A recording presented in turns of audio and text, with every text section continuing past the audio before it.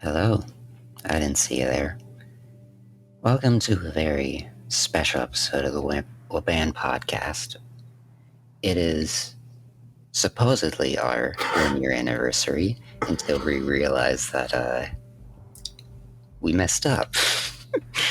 While it is our 52nd episode and there are 52 weeks in a year, we counted the first episode as 1 week. But no, that's the start. That's week 0. So, but we're doing it anyway. I'm Cub. This is Nim. How you doing? Yep. We literally, and like, just so you know, we literally just figured this out like a minute ago. I recorded this intro, and then we were talking about it, and we realized it midway through, like, not even 5 minutes in. Right. Because the whole point is the movie we're talking about today came out on the same date as our first podcast episode, right? To commemorate 1 year, which is March 13th. So I was about to say, the movie that we're talking about, it came out on March 13th. And then I looked at today's date and I realized, wait a minute, today is that we're recording this is March 1st, meaning this Saturday when the podcast comes out will not be... It'll be March 5th. Right. Yeah. Right. Whereas it's supposed to be March 12th. It's supposed to be the Saturday right before March 13th because March 13th is on a Sunday this year. So and then we stopped recording and we're like, how did we mess up? God, I spent 2 years in computer science major. How did I fuck this up? Yeah, I know. It's basic stuff. So anyways, it doesn't matter. We're going to do our 1 year special thing this week anyways, because we already watched the movie. It's fine. Next week we're going to start talking about Cowboy Bebop. So anyways, we've opened a can of worms. Now we're going to lie in it. Yeah. So anyways, my cousin Vinny. Let's just get into the movie and forget about that. Forget about our failures. It's pretty fun, though. What's that? It is pretty funny, though. Yeah, I know. It was. Yeah, it is. Also, the movie is pretty funny too. Yeah. Yeah. It's thoughts on the movie. I certainly liked the last third or like quarter of it the best, because definitely like the first half of it is entirely comedy that's like not my kind of stuff. It's all like misunderstanding and like struggling through awkward situations where it just makes me cringe. Yeah. And then when you actually get into like the main trial and he's actually like doing a good job for finally. That's really good. And it all comes together. Well, they use certain like comedy, a certain comedy trope, I guess, whatever you call it, method, whatever. Mm-hmm. I don't know. Like twice, as far as I remember. Maybe they used it more, but as far as I remember, which is the idea of two characters talking about something, thinking that they're talking about the same thing, but they're talking about something different, right? That whole trope. They use it like twice as a main plot point. Yeah, right. One is when they're talking about, the police officer's talking about the murder charges that they have, and he thinks they're talking about the fact that he just accidentally stole a can of tuna from this place, right? And it's like that. It was funny, but it doesn't seem to make that much sense because, wouldn't you have to, read the charges before you start questioning somebody? Right, yeah. Like, you wouldn't just start questioning somebody without telling them what they're being accused of. Maybe it was the whole thing of when he asked, do you know what you're in here for? And he said yes because he assumed it was the can of tuna. Right, but, it's still stupid. A police officer, I'm pretty sure there's still a procedure where you have to say it. So you can't just ask, do you know what you're in here for? You have to make it out loud known. This is what you're being charged with specifically. Right. Otherwise, you get misunderstandings like this. Well, and then he's like, so when did you shoot the clerk? And his response is, I shot the clerk? Like, question mark. So they could use that to be like, a confession. He said I shot the clerk. I'm like, idiot. Don't say, think about what you say. Yep. He's like, I shot the clerk? I shot the clerk. He says it like a couple times, and I'm just like, I knew that was going to be like used against him later in court. He's going to be like, he admitted into it. He said, I shot the clerk.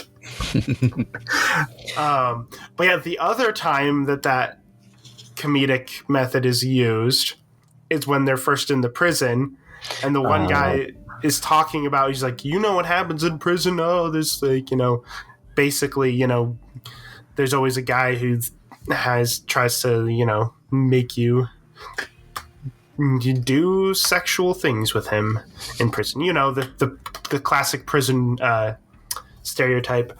And then the lawyer comes in, Vinny comes in, and he doesn't know that it's Vinny because it's the other guy's cousin who's asleep.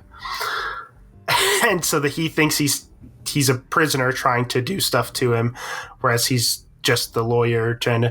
That scene was kind of funny, but like, I don't know, that kind of humor, it's not really my thing. I'm just like, God, just say what you mean. Yeah, well, that's the thing. Like no real life conversation would have happened like that. Like in real life, a normal person would come in and he'd introduce himself. You know what I mean? He wouldn't just be like, all right, let's get go, because like they've never met. So normally you'd think he'd be coming and be like, hi, I'm Vinny. I'm his cousin. I'm the lawyer. I'm your attorney. Vinny. I'm the cousin Vinny. Yeah. But he just comes in and assumes he knows who he is. Right. But like, I feel like it should have tipped him off though that he wasn't in like prison clothes. Yeah, he was in like a full getup. Yeah, I feel like that should have given him something away. But I guess he's new to the prison. He's not smart enough to.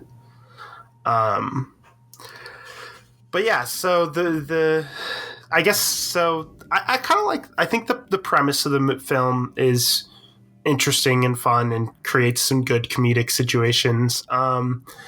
I like it. I like the idea of like, you know, he's got the skills to be a good lawyer. He just doesn't have the technical knowledge and the procedures and the specific details of like, you know, like he said, it took him 6 attempts to pass his bar exam, probably because he's not good with like technical details of the technical ways of doing things. Right. But he's good at the like convincing people of things or like noticing little details and like piecing something together. Like he's good at that. They really drive home the idea that him and his entire family are really good at arguing, like it's in his blood.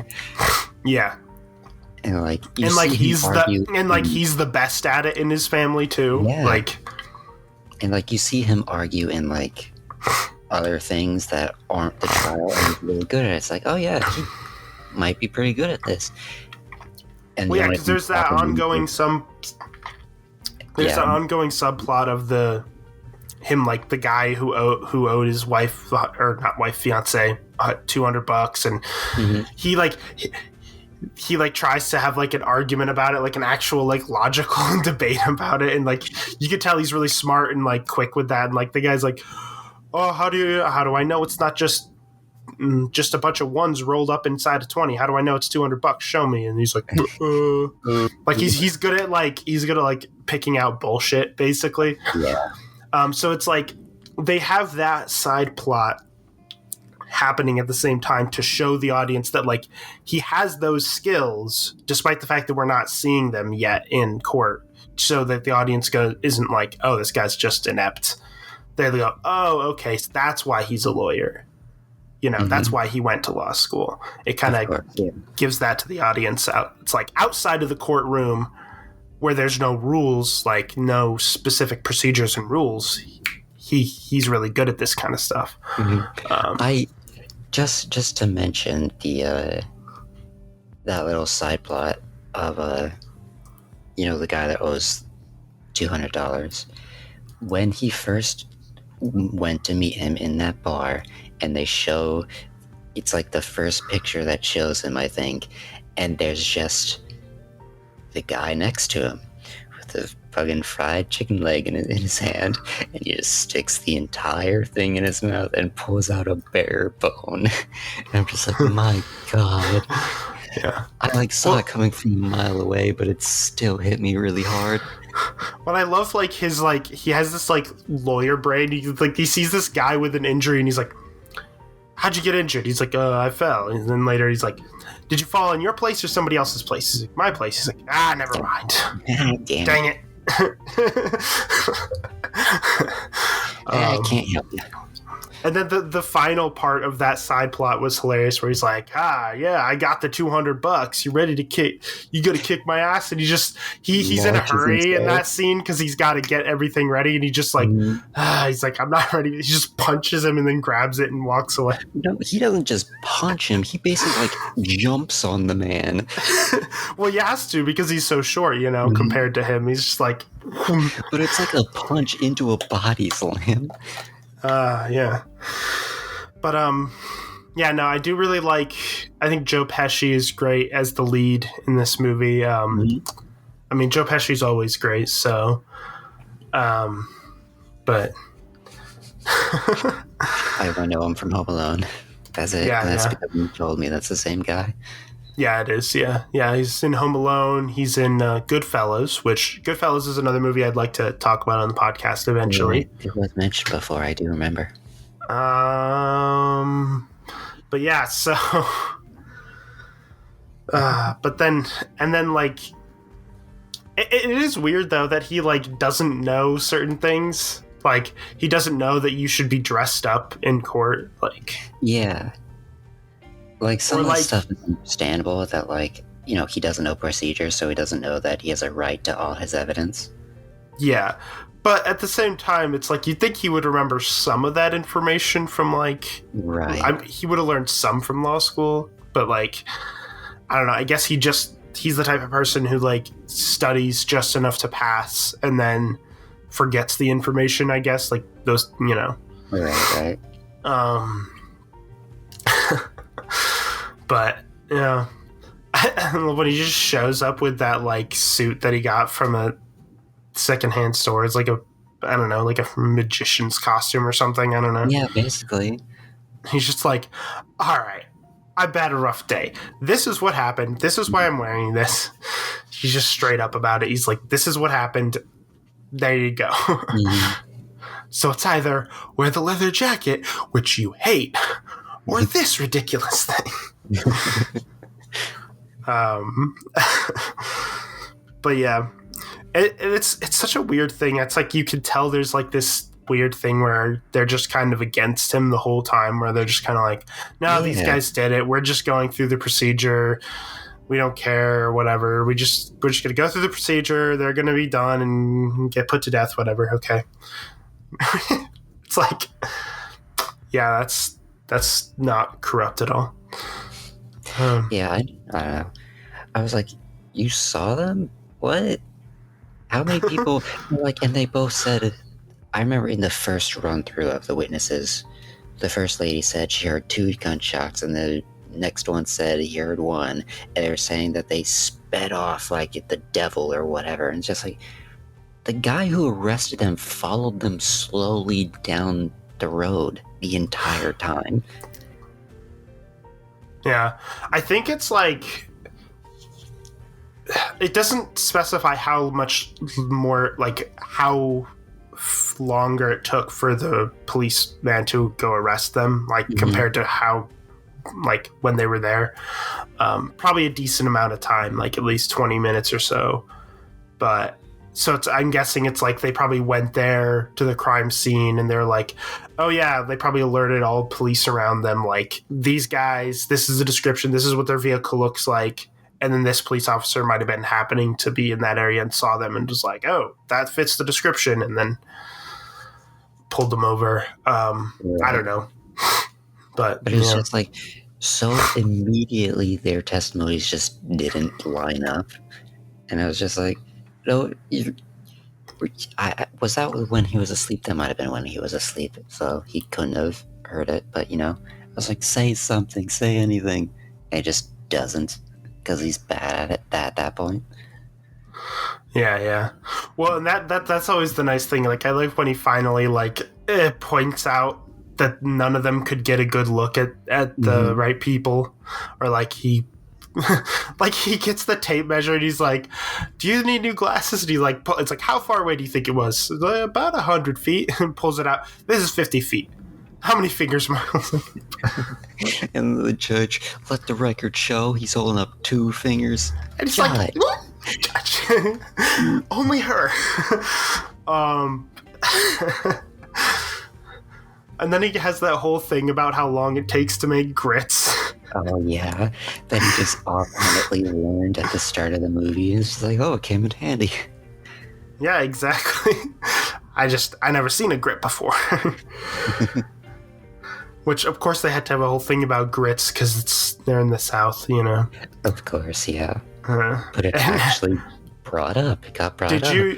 Did you use instant grits? He's like, no self-respecting Southerner would use instant grits, or I don't know exactly what he said, something like that. Just like, and it's funny because it's like he's using something that like he knows the jury can relate to, because like they're all from the South too. He's like, how you all know how long it takes to cook grits? Like, they're all like, yeah. He's like, I guess I'm just quick at cooking. He's like, wait a minute, you're telling me the physics in your kitchen work differently than everybody else? Did you get those grits from the same place that Jack got his beans? Yeah. I really love how dramatic he is about it, though, too, because it's just like, yeah, he's right, and he's going to lay it on thick. And he's pointing out all the stuff that was, like, obstructing the one guy's view. He's like, now, how much dirt is there on that window? He's, like, going through, flashcards for a, elementary school student. Just like, what's this? What is this? What do we call this? A tree? What are these? Leaves. How many bushes are there? 1, 2, 3. Don't forget about these 2. There's 7. It's so good. Yeah, no, like those are probably some of the best parts of the movie. And he's doing all that on like no sleep, because there's just that constant. No matter where they go, they can't get sleep. No. Because the last time he was held in contempt of court, he got sent to jail and stayed the night there. And I remember there was a bunch of noise from the prisoners, but it showed his face sleeping, smiling at it. Oh, yeah. Like he's gotten used to noise at this point. Yeah, or maybe it's like, I'm from New York, I'm from Boston, or wherever it was. That, I'm used to the people. I ain't used to the trains. The trains and the freaking whistle and the pigs, yeah. That's true. That's probably what it was, something like that. Makes sense. But yeah. And then there's also the whole side plot of like throughout his fiance is like, I want to help, and he's like, you can't help, and then like obviously it was leading up to she finally is able to help, and then help really well, actually. Pretty much solve the case, yeah. Right, and then the FBI agent that's like specialized in this stuff is just like, nah, she's right, I didn't think of that. My bad. Yeah. Well, because it's established early on in the movie that she's good with cars. Like, she mentions how, like, so then it's like, it builds up to, like, oh, here, she's actually demonstrating that knowledge to solve the case. And then the guy gives her, like, the trick car question. And she's just like, that doesn't make any sense because of blah, blah, blah, and blah. But, the answer would be this if you did this, that. Yeah, she gives off this whole big thing, and you're like, oh, okay, she knows what she's talking about. Yeah, it's just like, oh, yeah, no further questions. I do love the the thing where he just every single time he's held in contempt, every time, just because he doesn't know what he's doing. Yeah, and every time he's just like, I just gotta keep going through, keep failing, keep figuring stuff out, and eventually I'll get it, just like the exam. Yeah, that's what it is. It's trial and error. And because like at one point though they're going to get the public defender, who ends up being really bad. Oh yeah, he's me. That's me right there. It's like he knows all the procedure. He's good at it. He knows what he's doing. But when it comes to actually talking in front of people, he's really nervous and he can't like talk properly. And it's like, how do you keep this job? Is what I'm wondering. Yeah, how did you? You'd think that a like law school, especially like standing up in front of a crowd like that in court, like specifically lawyers and maybe judges and stuff like that, would have a public speaking class. Computer science had a public speaking class. Like, Well, yeah, that would be an important thing, right? You'd have to you have to go through classes where you do like, I think they in law school, I think they have like fake like courtrooms and stuff where you actually like do like demonstration of what it would be like in an actual courtroom, and you all like, you know, do stuff, right? yeah, that's like, how like, did you would not you get go used to that? right? And also, how did you get the job of being a public defender and like keep that job? Like I mean, I feel like in order to be a public defender, I know like the whole thing is like, oh, it's better to get your own lawyer, pay for like a private lawyer because they're probably, you know, a lot of times better or whatever than the public defenders and stuff. But like, you'd still have to be a public defender. I feel like you'd have to be a certain level of quality to like get that job. Right. And not just, I cannot speak in front of the court, so I'm useless as a lawyer. Yeah, exactly. Although like one thing I will say though that was weird though was like, so I get that like the whole point of it was that he doesn't understand the procedure yet and he has to figure it out as he goes, kind of. But like that first one where they were doing where all he had to do was plead guilty or not guilty. Like, I get that he didn't say it right away, right? He didn't say guilty or not. He didn't understand that he had to specifically say guilty or not guilty right away. But he tells him like multiple times, and he starts going on saying other things. And I'm like, guy, my guy, he literally already told you either say guilty or not guilty. Just do it. He gave you very clear instructions. Just follow them for 5 seconds and you'll be fine. Well, he's not the type of person who's good at following instructions. Yeah, definitely.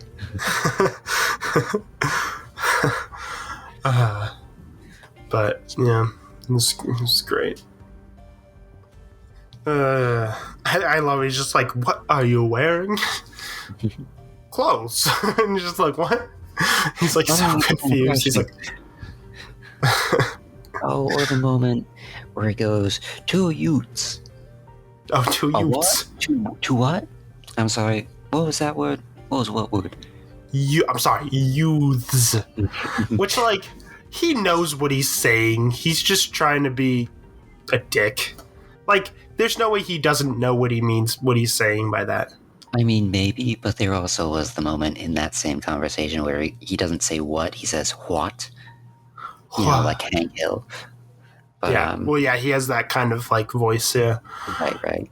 And then I think Vinny even gets confused by that for a moment.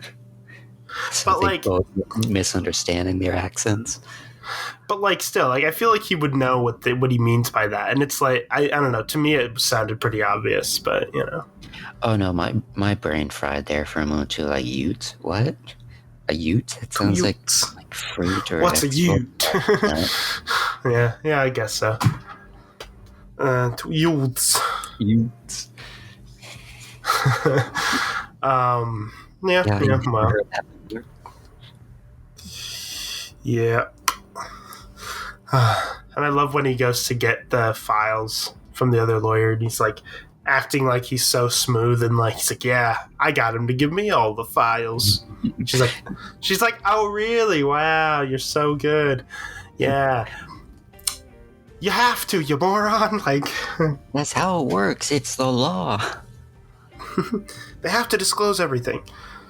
There ain't allowed any surprises. Except the one time where he does have a surprise witness, the judge is like, "I don't care." He tries to contest it. He's like, "Whatever." I'm like, Judge, don't be a dick, Judge. While he is the main antagonist in this, besides the judge, the other lawyer, I actually kind of like his character because, they get along decently well, and they view it as a competition between themselves. So it seems, casual almost, but also it's like he recognized that the judge gave that moment to him of the FBI agent being a witness. Mm-hmm. And then later, when he calls his fiancée to the stand as a car expert, the lawyer's like, "Yeah, no objections." He's like very, fair's fair kind of thing. I got this one. I'll give you that one. Yeah, that makes sense. And at the end, he's like, "All right, that was good." Mm-hmm. He's like, "You did great in there," and like, but like, I love how it's so weird though that it's like treated like it's like a competition. Like, "Oh yeah, you won this one, ha ha ha," even though it's like, if he didn't win, then 2 innocent people would have been put to death. Whatever. Like, "Oh, you won this one, hoo hoo. I guess I lost. That's okay. Tried to win." Like, yeah, if you did win, 2 innocent people would be put to death, but whatever. It's fine. Right. Not that he knew for a fact that they were innocent. Like, he thought they were guilty, I think. Or maybe he didn't. I don't know. Well, he does have that moment, moment where they have that conversation earlier where he's like, "I used to defend guilty people all the time, but I couldn't because of my conscience, so I decided instead to try to work towards convicting people who are actually, wrong and blah, blah, blah." And I'm like, right. So I think he probably does think that they're actually guilty. Right, at first, and then he hears all that, and he actually gives up the case, and it's like, oh. Right, and he realizes, based on all this evidence, they're definitely not guilty. And, like, the people who stole the car that was used, like, literally were in possession of the same weapon that was used for the murder. Mm-hmm. Like, yeah, because that was one thing he said earlier in the movie. He's like, "There's no way you're gonna win. Like, we got everything we need except for a murder weapon. Like, that's all that's missing." Yeah, and then it's like, hey, that's because they didn't have a weapon. That's because it's in this car over here that looks identical, but has all this stuff that actually allows it to do the things that you say it did. Right. Yep. So, yeah, it was really interesting stuff. I didn't realize that they could actually do that. I've never seen that in any crime dramas or courtroom dramas or anything like that, where the guy just goes, "Yeah, we're going to drop charges." Like the actual lawyer says that. It's like, oh, you can just up the case, huh? I didn't realize that. I mean, you probably can. I think it's like at a certain point he realizes that there's no way they're going to win, and he's like, "All right, but yeah,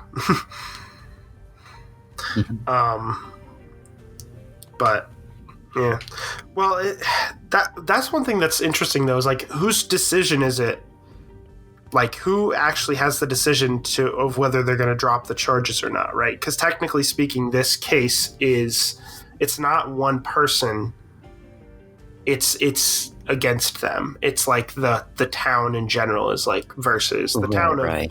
They said at the beginning of the case, it's like case of the town of whatever, I forget what it's called, or the county of whatever versus, and then the names of the kids. Yeah. So I don't know. I would imagine he has the power to do it because he's like representing them in that moment to try to accuse them. Yeah. But that is certain. Yeah, but he kind of knows that at that point, there's no way they're gonna, with all that evidence, there's no way he's. Yeah. So then they're probably gonna grab the real people who did it and put them on trial. Yeah. Vinny even pointed out the people to actually accuse them, that actually did it, I should say. Yeah. But, yeah. Oh, and there's also the whole thing of, like, there's of them talking about that, like, obviously they're good if they get put to death, they're going to go into the electric chair, which, and the one guy was telling him about how the electric chair doesn't work properly all the time, and he's like, yeah, sometimes people get fried until the point they have to keep getting fried over and over again, and one time it set the guy's head on fire and blah blah blah, stuff to these guys who are literally like potentially going to be put in there, and they're like and then later there's this moment where like the lights flicker and they're just like, oh, there goes another one. Oh yeah, they're like, there goes Norton, because remember earlier next to the prison there was people holding up signs that was like free Norton or like justice for or something like that. And he literally says it right there. He's like there goes Norton or whatever. Yeah, he said something like that, but I never recognized what he meant. It's like, I didn't meet anybody that was on death row. No, but there was like hints in the background of like, because there was the one scene, because I saw that scene and I was like, who's Norton? And then they said that later and I was like, so he's somebody who was on death row who like maybe some people thought he was innocent, some people didn't, and then like, and so it's just kind of like a little background thing. Right. Yeah. Oh, and then there's the whole thing of like, I'm John Gallows. That's the name that I've been practicing under. It's like, no, it's not. He's dead. It's like, no, John Callow. I said Callow. It's like, you need to win this case in the next, like, 60 minutes or 90 minutes or whatever he said. And it's just like, but then he's like, I realized just how great you are, blah, blah, blah. And I'm like, huh? What? And I'm like, is there really a Callow? And then she's like, she called up his old, the one guy who, like, helped him through law school that he mentioned. She called him up to help to send like a fake thing. Like, okay, it's pretty good. But like that whole side plot was funny and all, but like at the same time it's like, is it really that important? Like, does he need to believe that you're like this amazing? It adds tension. Lawyer. Like, oh, there's a time limit, I need to figure this out now. I mean, yeah, but I don't know. It's just funny. Yeah. Oh, and then there's the whole scene during that like 90 minutes when they're on lunch break where the fiance comes up and like shows all the photos and he goes through there's the clues right here in your photos. He's all dramatic about it and sarcastic, and the lady's like, oh look, this is the case cracker right here. It's me in the shower. Yep. And then he goes back and he sees like the tire marks and he's just like, oh, this actually is the case cracker. My God, I can't talk today. I can't talk any day, honestly. Yeah. Well, yeah, because that's the thing. Like, at the beginning, it seems pretty hopeless because it's like, what are the chances that other people with the exact same vehicle came up right afterwards? You know what I mean? Like, but it wasn't exact. Obviously, yeah. But the thing is, like, us as an audience members, we know that they're innocent because it actually showed them, like, go there. Like, it actually showed what happened. But, like, from other people's perspective, nobody knows. So it's like, but yeah, fun times. So yeah, I don't really know if I have much else to say about the movie. Yeah, honestly, not really. It's pretty funny. Yeah. Guy that inhales a fried chicken leg and just takes the bone out of his mouth and just Yeah, so yeah, I guess. I saw it in his hand, and as soon as I saw it, I was just like, it's gonna happen. There's no way they're not gonna make this bit. And then they did, and I still laughed, and I'm ashamed. I wonder how accurate the film's like portrayal to courtrooms is. Because like I know like that's a thing. Like a lot of movies aren't very accurate, but I feel like because like, a lot of movies literally have like people pull in like to be dramatic. They have people pull in surprise witnesses and stuff, and like that doesn't normally happen. Yeah, you're not supposed to do that. But like this movie addressed that and actually addressed like the real like procedures on that, like the real life, way that's supposed to be. Plot point of him discovering the procedures and learning them, and so you'd think it'd be at least more accurate in some aspects. Yeah, more than a lot of So there's this YouTube channel I saw once where I forget what it's called, but it's like this lawyer who watches like courtroom scenes from movies and like analyzes how accurate they are to real life. I found the channel because he was analyzing the courtroom scenes in the B movie. Oh my God, no. They bring a bear into the courtroom. What are you talking about? Yeah, he's like, yeah, this wouldn't happen in a real courtroom. They wouldn't just bring a bear. But yeah, I'm wondering if he's done a video on this movie. I feel like he would have, because I feel like this is a pretty. It's not super I feel like this is a decently popular movie. Not super popular, but like I've heard of it before this. Before we looked up and found it, looked up videos that came out, movies that came out on March 13th, yeah. Not the 5th. Or anything close to the 5th. It's a week later. We messed up. Don't judge us. We're sad. Oh, yeah. That's okay. We'll still count this as our like 1 year special thing. So, might as well just kind of ask, what do you think about the past year of doing this podcast? It's probably been healthy for me having someone to talk to every week, just casually like this. Yeah, that's true. It's been nice, I think, because like I don't know. It's like because I mean, we know each other. For those of you who don't know, we know each other from a job. We both worked at the same. Yeah. Used to work at the same place. I don't work there anymore. Making cotton candy and just talking. And that was probably almost like 2 years ago. Probably this summer. This summer it will probably have been like 2 years since we've worked together. Yeah. It feels like longer than that, but I'm not sure. It might.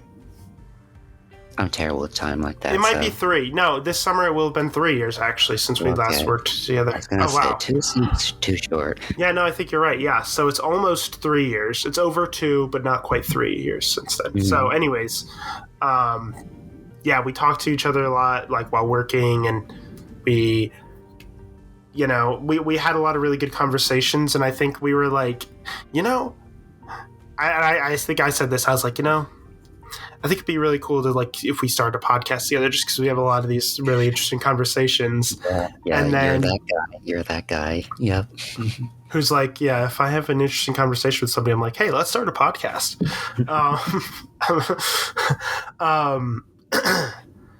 Because at the time I had already done a podcast and it had already ended at that point. Like, we only did like 20 episodes of the Nimcast, as it used to be called, which this podcast is definitely better than the Nimcast. I can say.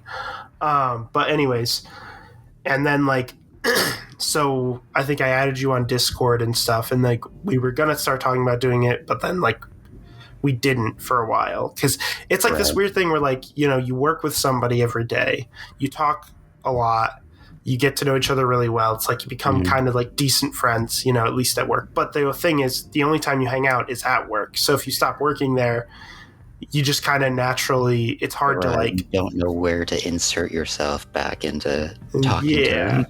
So we didn't for a while, and then about a year and a half or however long it was later, around the time when we actually started a year ago, I was interested in starting a podcast. I just didn't want to do one on my own, and I was thinking about different people I could, you know, have as like co-hosts, and I was just like, hey, wait a minute. I was like, why don't I ask him? Like, do I still have him on Discord? And I checked, and I did, and I was like, oh, might as well message him. And then you were like, maybe. I was like, hey, remember when we were talking about doing a podcast? And you were just like, yeah. Would you be interested? And you're like, yeah, maybe. I guess we could try. And like, boom. Yeah, I was very much like, God, I'm not going to be good at this because, you know, talking. But it worked out, whatever. Yeah, no, I definitely think you've done good with it. I mean, it's, you know, the first... Way better than I could have hoped for. Yeah. I think, like, the first episode was a little awkward and not quite, you know, you definitely weren't as, like, talkative and stuff, and right. It was just hard to... I mean, we didn't have any specific topic either then. It was a like all around. It was just kind of, the first two episodes... So the first two episodes... we didn't do specifically about like movies and TV shows and stuff. And then, you know, we kind of built up from there. But it's been, just about a year. And I don't know, it's been a lot of fun. Because we did that. We started the YouTube channel, which there's a link in the description to that. We started doing gaming videos on there. Yeah. You know. We still don't have a major, you know, large audience or anything, but, you know, it's been, you know, the fact that we've done 52 episodes of a podcast, you know, not skipping a beat, like not skipping a week, like once a week. I mean, that's pretty... Yeah, pretty we're good. having fun. That's all that matters, and we're consistent. We're doing a thing. Yeah, we're doing a thing. That's what matters. But yeah, so... yeah, I don't know. Try to think if there's anything else to say, because since this is the 1 year thing, I just want to, like, you know, I don't know. We talked about the movie for 30 minutes, and then, you know. Yeah, thank you for anyone who's listened. Anyone who, you know, is listening right now. Thank you for listening. I hope you continue. Yeah.